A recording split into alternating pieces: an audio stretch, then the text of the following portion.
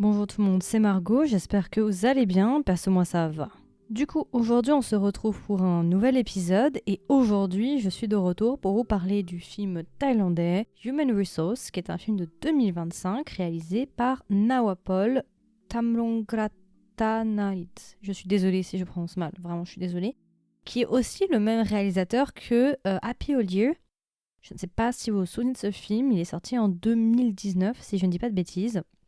Et c'était un film qui a été assez populaire à l'époque, parce qu'en fait, déjà, l'actrice principale de ce film, c'était Aok Bab, actrice qui, aujourd'hui, en 2025, est extrêmement connue. Je pense que vous connaissez cette actrice. Du coup, c'est un réalisateur qui est quand même assez connu, il a fait beaucoup de projets. Là, c'est vrai que, bon, voilà, je vous ai cité du coup Happy Old Years, mais il avait fait Die Tomorrow, Fast and Feel Love, Scène 38, Heart Attack aussi. Enfin voilà, c'est un réa qui a quand même beaucoup de projets. Et il y a aussi Mary is Happy aussi, qui a été assez populaire. C'est un réalisateur qui est quand même assez connu. Petite information, si jamais, j'ai fait une interview avec le réalisateur.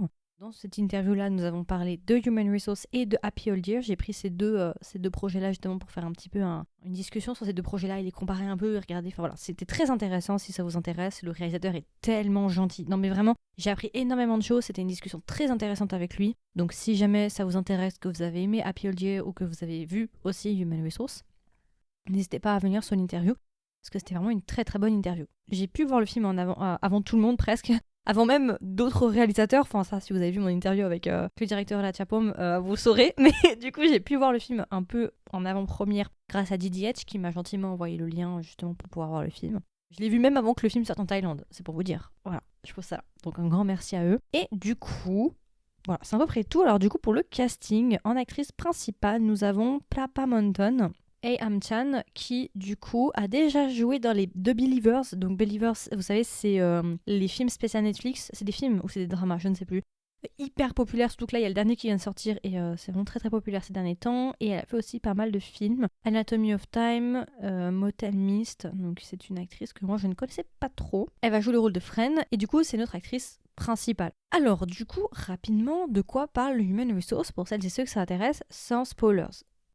Human Resource, en fait, ça va parler de notre personnage principal qui s'appelle Fren et qui, on nous explique, travaille dans une entreprise en tant que RH, donc aux relations humaines. Et elle est chargée avec son collègue de travail, justement, d'embaucher des nouveaux employés pour l'entreprise. Et au début du film, ce qui va se passer, c'est que Fren, au même moment, va apprendre qu'elle est tombée enceinte. Et justement, durant ce film, on va traiter en deux temps. On va traiter déjà la partie de travail, de son travail, de sa carrière, et aussi sa partie justement personnelle avec sa grossesse. Comme le réalisateur l'a très justement dit, en fait, tout le film tourne autour justement de la réflexion que Fren va avoir avant de décider si elle va garder l'enfant ou non. Le réalisateur m'a dit qu'en gros, en Thaïlande, je crois qu'ils ont 2 ou 3 mois avant d'avorter. Et en fait, tout le film, c'est la phase de préparation de Fren pour essayer de décider si elle va le garder ou non.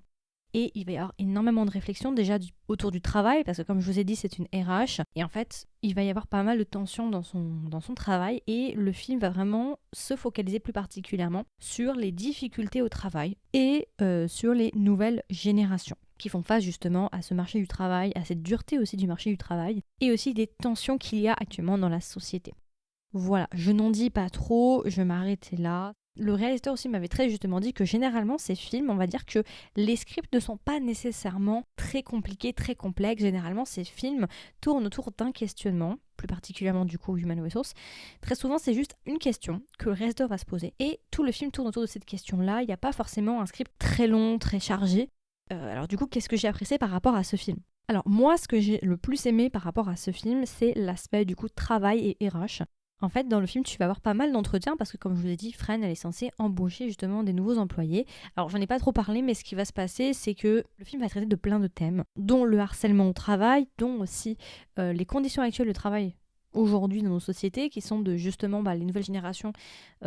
On peut pas les comparer avec les générations de nos parents, les conditions ne sont plus les mêmes. La dureté aussi, parce que forcément, aujourd'hui, dans notre société actuelle, il nous faut quelqu'un qui puisse faire énormément de choses, puisse aussi être polyvalent, puisse aussi accepter quand même beaucoup de pression et de manque de respect, et doivent aussi accepter par la même occasion quand même un salaire assez bas. Et justement, il va y avoir énormément d'entretiens qui vont être faits avec différents potentiels candidats, donc différentes vies, différentes situations, et j'ai beaucoup aimé ce regard si juste qu'il y a justement sur les nouvelles générations et les conditions de travail.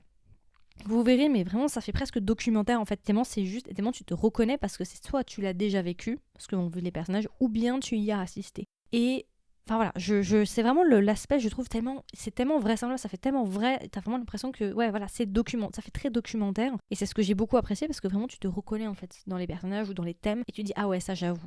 Je suis d'accord parce que on a vécu ça. Et pourtant, j'ai vécu en France, je n'ai pas vécu en Thaïlande. Donc il y a des thèmes assez universels avec lesquels on va tous se reconnaître.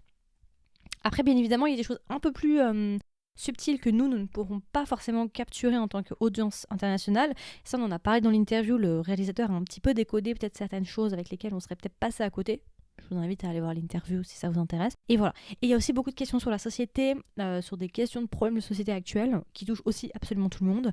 Beaucoup de thèmes, le film renferme énormément de choses. À la fois, il est très simple, mais il y a énormément de choses qui sont mises à l'intérieur. Et je pense que c'est un film qui va te faire réfléchir sur plein d'aspects différents. Alors c'est vrai que le film aussi tourne beaucoup autour de la natalité.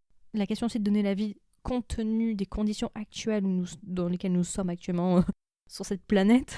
Les problèmes, enfin là, aujourd'hui, c'est peut-être pas la même chose de faire un enfant aujourd'hui que de le faire peut-être il y a 50 ans. Enfin, il y a plein de questionnements autour de ça.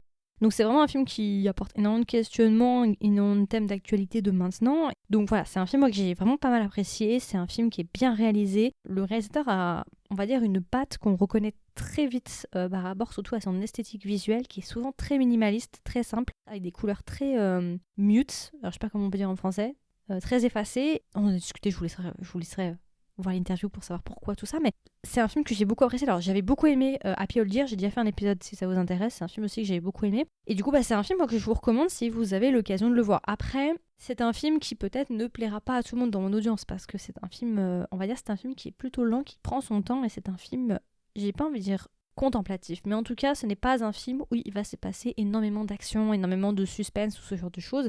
C'est un film vraiment qui a pour vocation de te faire réfléchir, qui a un regard sur la société. C'est on te pose la caméra à un moment donné dans la vie d'une personne, on montre ce que vivent ces personnages-là. Donc c'est pas forcément un film pour tout le monde, mais je pense que c'est un film qui peut plaire et qui peut trouver son public. Si vous connaissez les réalisateurs et que vous avez déjà vu ses anciens projets, franchement, voilà, on peut passer à la recommandation du coup, mais moi je le recommanderais. Après voilà, comme je dis, ma seule réserve c'est que je sais que ce sera pas forcément pour toutes les personnes qui m'écoutent parce que j'ai différents types de watchers, si on veut dire ça comme ça, qui m'écoutent.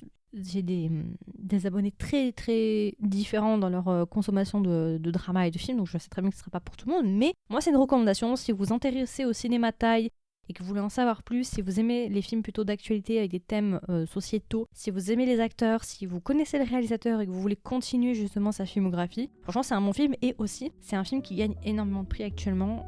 Il a fait beaucoup de festivals, il a fait justement sa première diffusion a été faite au Festival de Venise en 2025. Donc c'est un film vraiment qui gagne absolument tous les prix ces derniers temps. Là il était au Festival de Singapour, je crois qu'ils ont encore gagné un prix, donc voilà, il gagne énormément de prix ces derniers temps. C'est un film qui est très apprécié, donc c'est un film peut-être avec lequel ça vaudrait la peine peut-être de se pencher. C'est pour ça que je vous en parle. Et puis il y a une interview qui a été faite. Et non, franchement, j'ai bien aimé ce film. Voilà. Donc c'est une recommandation. Et si je devais lui donner une note, je lui mettrais un bon 17 sur 20. J'ai vraiment bien aimé ce film. C'est une grosse recommandation. En plus, moi j'aime bien ce réalisateur. Et c'est très drôle parce qu'en plus, et je le savais pas, enfin j'ai pas capté. En fait, on s'est croisés au Festival de Shanghai, mais on s'est pas vus. C'est-à-dire que j'ai interviewé le réalisateur du film Inside the Yellow Cocoon, vietnamien, et en fait j'ai appris qu'ils étaient ensemble jury dans une autre catégorie. Et pourtant je l'ai pas vu en fait, on s'est pas vu. Pourtant il était présent, je crois qu'il était présent à la Q&A du film, parce qu'il était Happy Old Years a été diffusé à Shanghai justement quand j'y étais, donc je suis allée le voir, mais j'ai pas vu la Q&A. Alors je sais pas s'il y avait eu une Q&A, je suppose qu'il y avait un Q&A, et du coup je l'ai pas vu. On s'est raté, je pense qu'on s'est raté vraiment de peu, donc le monde est vraiment petit parce qu'il était aussi présent. Et en plus j'ai interviewé justement son collègue. C'est très drôle, quand il m'a dit ça par mail, j'étais en mode what. Ouais, le monde est vraiment vraiment minuscule. Donc voilà, c'est une grosse recommandation.